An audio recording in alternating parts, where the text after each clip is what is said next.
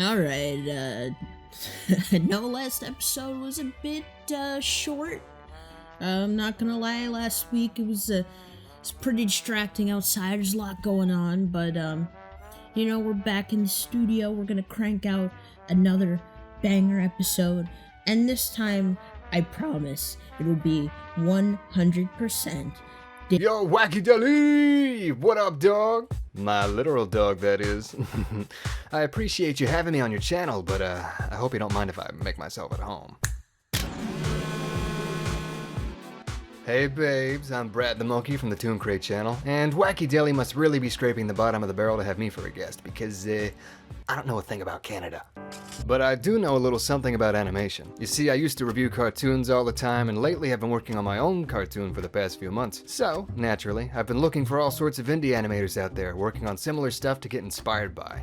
Coincidentally, the NFB has their own category for stuff like this called Hothouse Animation Apprenticeships.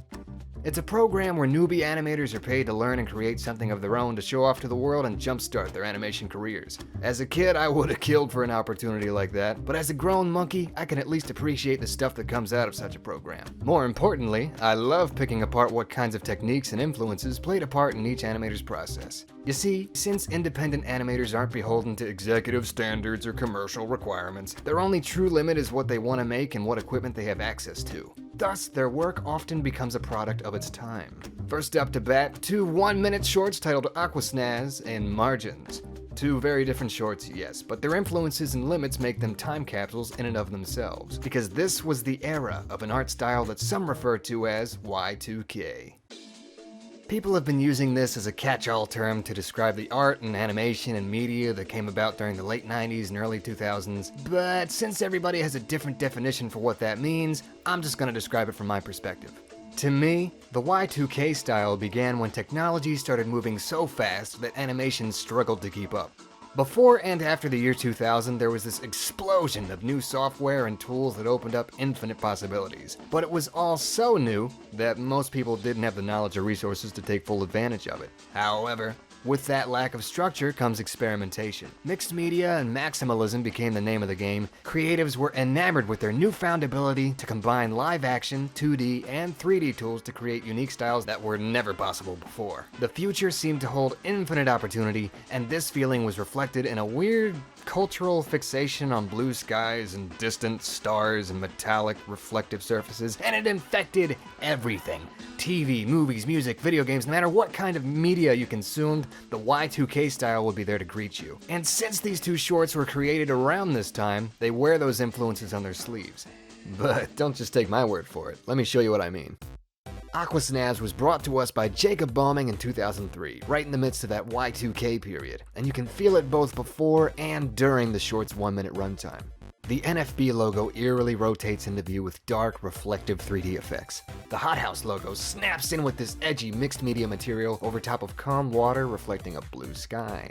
See what I mean? Then comes the animation itself, just a constant cavalcade of vibrant color, clean line work, explosive sound, and oddly placed music smashing into you all at once. It's a train wreck of maximalism in its purest form.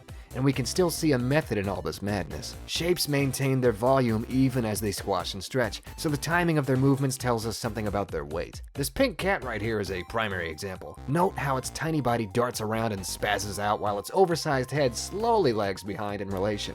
We get such a firm understanding of how this character moves and behaves, yet it's all described in just 5 seconds. A true testament to the power of this medium. Now let's compare that piece to Margins by Oliver Suji in 2007. To some extent, the roots of the Y2K movement are still present in this piece. It's a mixed media collage of live footage and photographs combined with rotoscoped 2D animation. Heck, the backgrounds themselves have a subtle monochromatic urban vibe, reminiscent of an old Grand Theft Auto loading screen or an Esthero album cover. You know, the one that's like, "Don't compromise what's gone." Whoa, sorry, I was just kind of vibing there. But in terms of presentation, we can see that the pendulum has swung in a new direction. Now we're moving away from 2000's maximalism and toward 2010's minimalism. The NFB logo is built from flat, single-color pieces that lead into black and white typography. The Hothouse logo is now held up by condensed, simple character designs that spawn from a single line. The margins title fades in slowly with wide kerning, and basic sans serif font as a single, solitary jazz tune floats in, with only a hint of white noise to fill the space between the saxophone melodies. The character we follow sluggishly lumbers along as he fades in and out of the scene. The rest of the world is always passing him by at a different speed. He's outlined, shaded, and confined to our screen, whereas the other human figures have inverted colors, and they move in and out of the space haphazardly. The isolation is palpable, and that's the point. While Aqua Snazz was excited to play with a new variety of tools to express different concepts, Margins was using what was now an old variety of tools to express just one concept.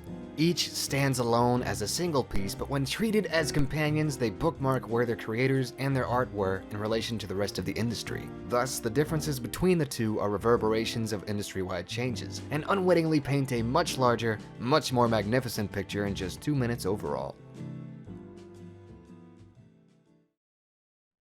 Panoramic Chronicle is a 2017 short directed by Louis Tronim and Jean-Mathieu Dangui, and it tells the untraditional narrative of the spontaneity of life. See, the short takes place entirely in one strip of a commercial train, and the narrator goes up and down a panning view of one side of it, giving us an intimate view into other people's lives.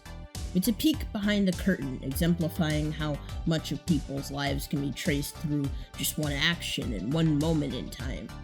The idea was put together by two who were predominantly known as comic artists who have experience in animation. The former has actually seen one of his best-selling works get adapted into an animated series a couple decades back. I was actually a pretty big fan of Kaput back in the day, which compelled me to give this short a shot even if it didn't channel its essence in design philosophy. It was actually one of the few shorts produced by comic artists as they explored ideas and concepts through a similarly teal-splashed background. The art style is fairly graphic and composed. It doesn't break away from its tight composition or the silhouetted character design, but it still manages to establish its protagonists and focus with these subtle forms of character acting all throughout. The natural flow of the narrator does rule the feel of the short altogether. On surface level, his cadence will seem choppy and disjointed, but coming from the perspective of an omniscient storyteller, it feels like he's more wrapped up in the story rather than trying to get into it, if you know what I mean. His meter and pacing almost seems to mimic the pacing of the train itself, going in sequential ascending order. But all the same, he seems to fit into the natural space of the locomotive. So generally speaking, Panoramic Chronicle is a pretty thought-provoking and interesting perspective on how to view the lack of singularity in life and our innate connections to others. As exciting as the 2000s were, I think the 2010s have brought some of my absolute favorite advancements in animation. A more versatile toolbox and exposure to a wider variety of content has led independent animators to discover all sorts of ways to tell their stories. Mixed media, particularly, is easier to experiment with than ever. For two fine examples of this, I have got to bring us back to the House of Hotness to check out Unlaced by Megan Turnbull and Fugue, I hope I'm pronouncing that right, by Curtis Horsberg. Unlaced was crafted in 2010, and I do mean crafted because this short was made to look like papercraft. By combining paper textures with digital imaging, 2D compositing, and 3D stereoscopy, Unlaced provides a complex execution of a simple concept. A live-action character walking through a stop-motion world. At face value, it's nothing new, since the ability to put live-action people into a fictional setting has been present for nearly a century. But whether it's the Alice comedies of the 1920s or Mortal Kombat circa 1990s, the effect typically took a whole company of people to accomplish and was relegated to a third-person perspective. And yet, here we see it from a new angle, and the effect is created through the efforts of just two people. It's a hallmark of what excites me about animation from this period onward. The 2010s ushered in an era where technology and techniques became so readily accessible that anyone could make anything. And 6 years later, another piece would take this affirmation to the next level. Fugue or Fjag or whatever by Curtis Horsberg is the culmination of every Hothouse short and era of animation we've talked about thus far. Right from the start, we've moved into something fresh here, and the Hothouse logo shows us what's up. Y2K's maximalism has been combined with the form and structure of 2010's minimalism to strike a firm balance between chaos and clarity. The animation itself pushes this style to its climax via stop motion, 2D animation, digital imaging, and seamless compositing to tie it all together. The constant shift between animation styles and color schemes creates an insane atmosphere, but the composition ensures that we never lose track of what's going on. Our focus is drawn to wherever our main character is and only briefly wanders to take in the changes to their surroundings. The disparity between the character's life inside and outside of sleep forms its own crescendo for the short's pacing, and their body rises and falls with its intensity. For lack of a better term, the short feels complete, like a whole product instead of a cluster of ideas and raw novelties that have been stitched together. It was a true canary in the coal mine for what was to come in animation's future, where one person can now assume countless roles in a single production, for better and for worse.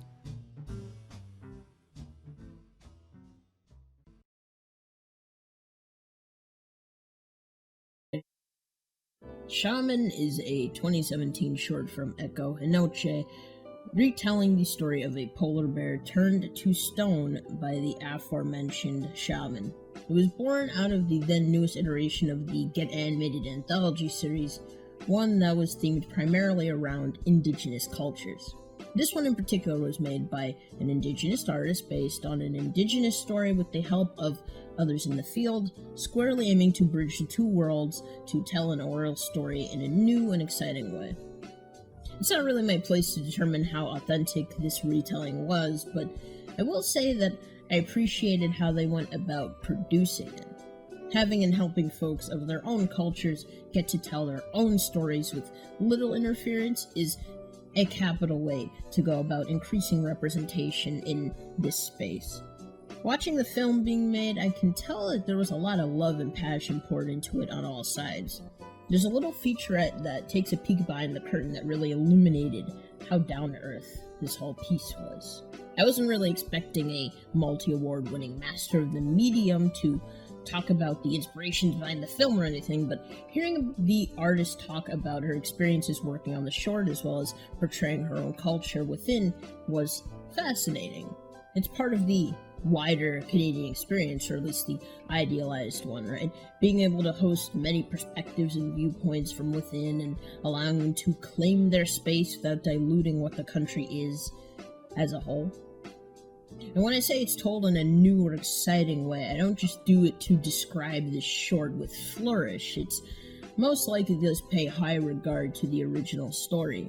The art itself is pretty simplistic and identifiable, and the animation is more steady, but it allows the audience to take in the scope and the feel of the tale. This short isn't a 5-minute package, but it's actually only told in 3. So, while the story doesn't need too long to tell its own tale, how much you can be invested in it would depend on how well you can get acquainted with the flow. I don't have much else to say about it, other than that it's a great spot of representation and a pretty serviceable animated short at that.